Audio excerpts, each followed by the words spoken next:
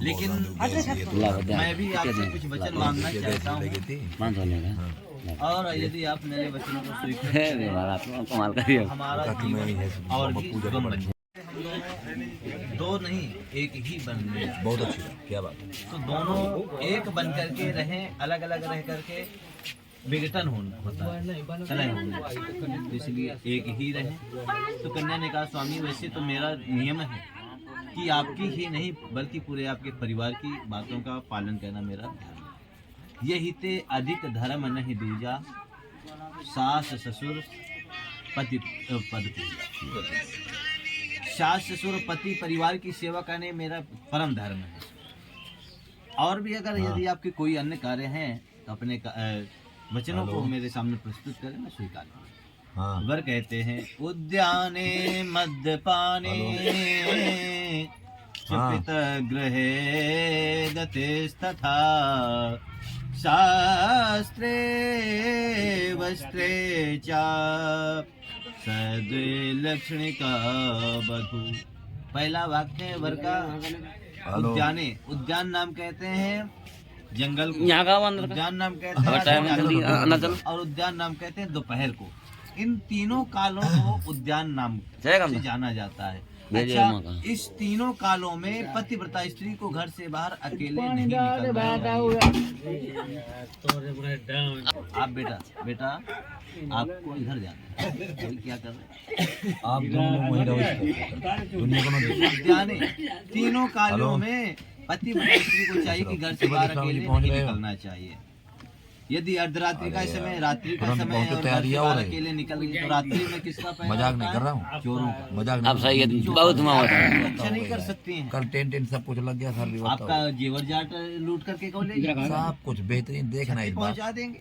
तो इसलिए रात्रि के समय नहीं, इस बार हमें चला गया, मजाक नहीं कर रहा, नहीं निकलना चाहिए। दोपहर में इस बार स्टेज वगैरह बहुत अच्छा बना है, तो बहुत बड़ी स्त्रियों के भूत प्रेत बहुत जल्दी पता लगना तो पकड़ते हैं। नहीं, इसलिए नहीं, दोपहर में नहीं निकलना है नहीं, और नहीं, जंगल में भी नहीं, अकेले नहीं, नहीं बंदा जाना है, है, क्योंकि जंगल में बंदा हिंसक जीव रहते हैं। उनसे हिंसक जीवों से हम अपनी रक्षा नहीं कर सकती हैं। इसलिए तीनों कालों में तीनों समयों में घर से बाहर नहीं निकलना चाहिए। कन्या ने कहा स्वामी ये वचन मुझे स्वीकार है, घंटे में पहुंच जाओगे, जैसे आप कहेंगे मुझे वैसे ही स्वीकृत है। इसके अग्निदेव साक्षीकरण है। वर का दूसरा वाक्य है मद्यपाने, मदरा पान किए हुए तरुण पुरुष के सामने से, अर्थात मतवाला हाथी भी होता है, हाथी के सम्मुख भी आपको बार बार नहीं जाना है। कन्या ने कहा स्वामी ठीक ही ये बात स्वीकृत है कि मतवाला हाथी होता है, हाथी के सामने नहीं जाना है, लेकिन मैंने सुना है कि वर्ष भर में एक ऐसा व्रत आता है महालक्ष्मी का व्रत, जिसमें सभी स्त्री पुरुष सम्मुख होकर के हाथी का पूजन करती हैं। तो क्या मैं उस समय हाथी का पूजन कर सकती हूँ कि नहीं कर सकती हूँ?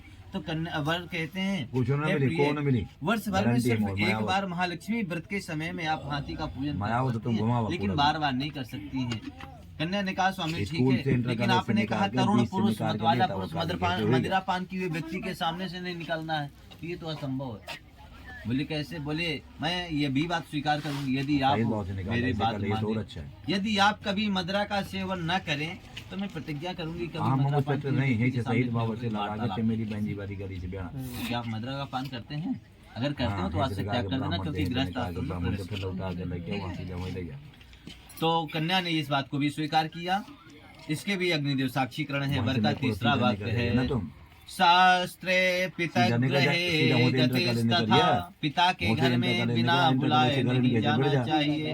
और यदि बिना बुलाए जाती हैं तो जिस तरह से मैया सती का अपमान हुआ था, अवज्ञा हुई थी, उसी तरह आपका भी अपमान हो सकता है। कहते हैं एक बार दक्ष प्रजापति ने यज्ञ किया, बहुत विशाल यज्ञ किया, उसमें सारे तीर्थों, नदियों, पर्वतों, देवताओं को, ऋषियों, मुनियों को सबको बुलाया, सबको निमंत्रण भेजा, लेकिन भूत भवन भोलेनाथ जी को निमंत्रण नहीं भिजवाया गया। सारे देवता अपने अपने वाहन पर, विमानों पर बैठ करके जा रहे थे आकाश मंडल से। मैया सती की दृष्टि पड़ी, देखा बाबा ये सारे के सारे देवतागण कहाँ जा रहे हैं? बाबा ने कहा प्रिय ये आपके पिताश्री की यज्ञशाला में सम्मिलित होने के लिए जा रहे हैं, बहुत विशाल यज्ञ कर रहे हैं आपके पिताजी, उसी यज्ञ में इनका भाग है तो वहीं पर जा रहे हैं। तो मैया सती ने कहा बाबा हम भी चलें? बोले नहीं देवी, बिना निमंत्रण के जाना उचित नहीं है, इसलिए वहाँ हमारा कोई निमंत्रण नहीं आया है तो बिना निमंत्रण के नहीं जा सकते हैं। तो मैया सती ने कहा स्वामी आप जाओ चाहे ना जाओ तो मेरे मायके का काम है। कहते हैं ना कि तुम जाओ चाहे ना जाओ, मेरे मायके में ये हो रहा है मैं तो जाऊंगी। तो ये नहीं होना चाहिए। अर्थात मैया से ना मजाक उड़ाना। तो बहनों ने मजाक उड़ाया। इधर पिताजी इस मार्ग से आ रहे थे, सती खड़ी थी। पिताजी ने देखा अरे मेरी बेटी ये बिना बुलाए आ गई है, तो पिताजी ने उस मार्ग का त्याग करके दूसरे मार्ग से निकल गए। लेकिन माता का हृदय बड़ा कोमल। माता ने जैसे सुना, मैया ने आकर के अपनी बेटी को गले से लगाया, लेकिन बेटी ने अपने अपमान को सहन न किया। उसी समय अपने देह को उसी के कुंड में जाकर के भस्म कर दिया। उसी समय कहते हैं भोले बाबा को जब वो ज्ञात हुआ तो उसी समय अपने सर की जटा से जटा उखाड़ करके पत्थर की शिला में पटक दिया, जिससे वीरभद्र भगवान प्रकट हुए और पूरी यज्ञ का विध्वंस कर दिया। इसलिए बेटी बिना बुलाए मायके नहीं जाना चाहिए। कन्या ने कहा स्वामी ये वचन स्वीकार है, लेकिन जब पिता के यहाँ पर जब हमारे मायके में कोई त्योहार होता है, जैसे भैया दूज है या रक्षाबंधन का त्योहार है, तो बेटी बिना बुलाए भी जाती है। या भैया के यहाँ जब कोई लड़का होता है, कोई उत्सव होता है, तो बहन प्रसन्न होकर के उपहार लेकर के जाती है, गिफ्ट लेकर के जाती है।